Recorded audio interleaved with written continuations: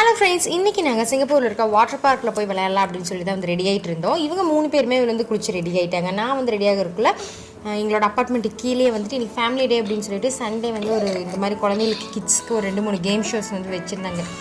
Water games எல்லாம் வந்து வச்சுருந்தாங்க. கூடவே வந்துட்டு ஸ்நாக்ஸும் ப்ரொவைட் பண்ணாங்க. ஒரு குழந்தைக்கு வந்து $5 கொடுத்தோம் அப்படின்னா ஸ்நாக்ஸ் ப்ளஸ் இந்த கேம் வந்து ஒரு 2-3 வந்து இருந்துச்சு. இதெல்லாம் வந்து அவங்க வந்து விளையாண்டுருந்தாங்க.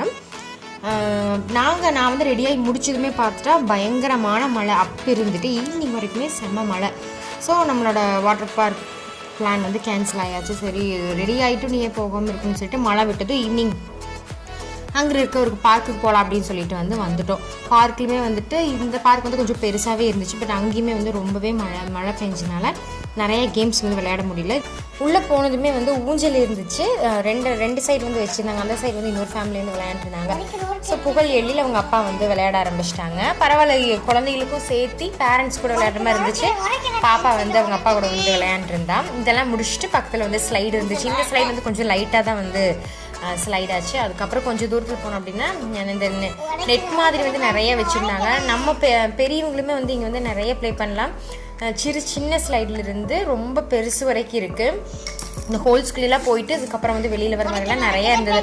பட் மழை பெஞ்சாங்கெல்லாம் ஈரமாக இருந்ததுனால கொஞ்சம் இதெல்லாம் கொஞ்சம் ஈரம் இல்லாமல் ஓரளவுக்கு இருக்கும். அந்த மட்டும் குழந்தைகளை வந்து விளையாட வச்சுட்டு அதுக்கப்புறம் வந்து கிளம்பிட்டோம். நெக்ஸ்ட்டு வந்துட்டு அங்கே இருக்கிற ஒரு மாலுக்கு வந்து போயிருந்தோம். அதை வந்து நெக்ஸ்ட் வீடியோவில் வந்து ஷேர் பண்ணுறேன்.